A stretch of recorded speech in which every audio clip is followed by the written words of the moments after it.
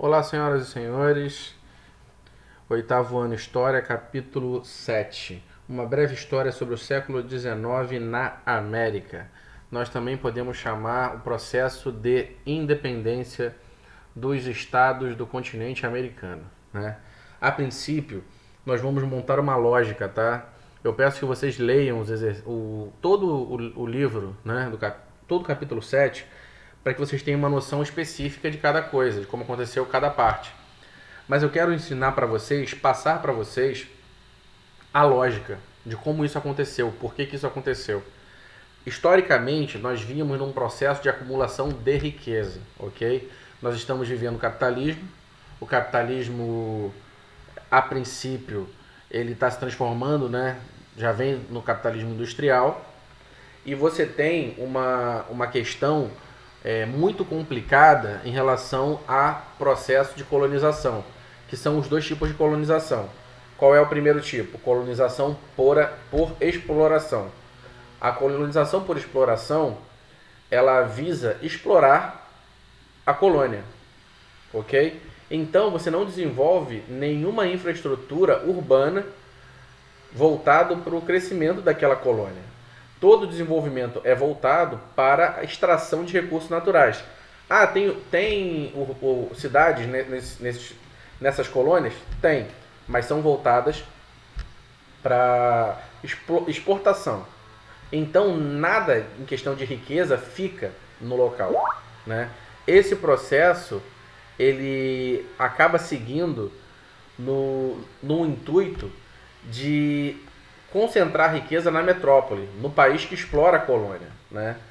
E o que acontece? Em primeiro lugar, essa colônia, ela começa a ter uma elite ali, uma elite comercial. Essa elite comercial começa a ter necessidade de reivindicar para si mais direitos, mais capacidade de enriquecer.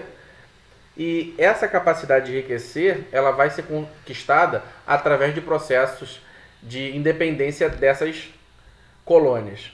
Quando você tem uma colônia de povoamento, o processo é um pouco mais simples, um pouco menos brabo, mas ao mesmo tempo é também um processo de atrito. Por quê?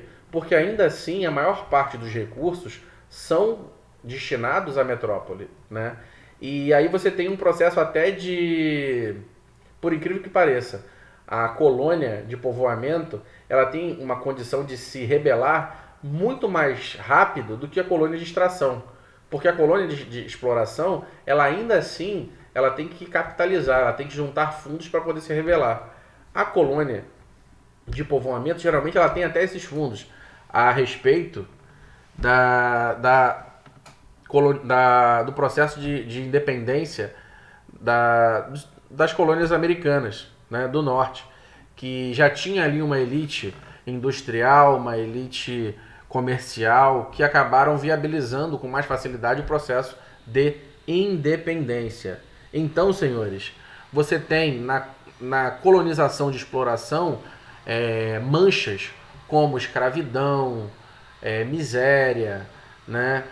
O preconceito claro e evidente pela população local, seja indígena, seja mestiça, né? E basicamente você vai ter esses processos de independência eclodindo no século XVIII e século XIX. No continente americano vão eclodir mais no século XIX, né? A partir de 1800.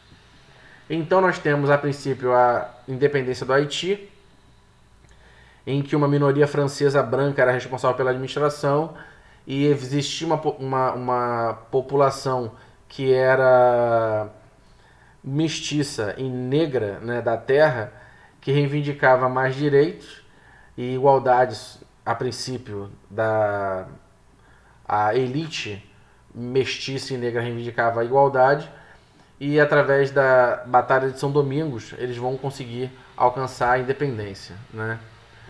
Temos também a independência do México, que o México, né, vamos deixar claro, né, era bem maior do que era antes. e haviam os crioulos, né, as elites crioulas. O que eram crioulos? Os crioulos, eles eram nascidos no México, que poderiam ser mestiços ou não, né? Mas eles eram, como é que eu posso dizer, vítimas de preconceito por não serem espanhóis. Então essa elite crioula que já existia ali no território do México reivindicava maior participação política e social. Então vai haver o processo de independência em que eles vão se afastar também do domínio espanhol. As elites, esse termo elite crioula vai ser utilizado também para diversas outras elites do continente americano que eram colonizados pelos espanhóis, ok? Então você vai ter exemplos na América do Sul, por exemplo, no caso da Bolívia, no caso da Venezuela, Chile, Argentina e por aí vai, ok? Então, senhores, é basicamente isso. O processo separatista fragmenta o continente americano, trazendo a independência, entre aspas, desses países das antigas metrópoles. Veja, Portugal, Espanha e França em alguns casos. Ao mesmo tempo que nós temos o surgimento de uma grande potência emergente que tenta dominar esses países, mas dominar através do controle comercial, né? Essa potência é nada mais nada menos do que os Estados Unidos, que já havia no finalzinho do século XVII já promovido a sua independência através de algumas doutrinas e alguns modos de pensar. Os norte-americanos eles queriam impor os seus valores e o seu domínio sobre o continente americano. Alguns deles ficaram conhecidos, né, como o Big Stick, que os Estados Unidos eles tinham uma postura de querer submeter os países do continente americano à sua vontade, né? O desenvolvimento disso se deu também através da doutrina Monroe, que era a América para os americanos, na verdade a América para os norte-americanos, levando em consideração que se alguém deveria explorar o continente americano, seriam os norte-americanos, né? Seria uma nova concepção de domínio, né? Em que o norte-americano, o estadunidense, se colocava como o cara que ia explorar, o cara que ia dominar os outros territórios do continente americano.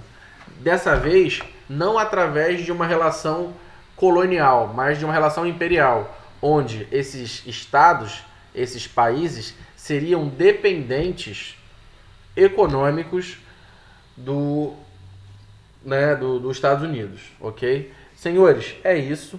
Bem resumidinho, a gente poderia trabalhar algumas coisas, mas vai ser muito melhor quando nós estivermos juntos outra vez. Leiam o livro, façam os exercícios do capítulo. Titio Renan ama vocês. Um abraço.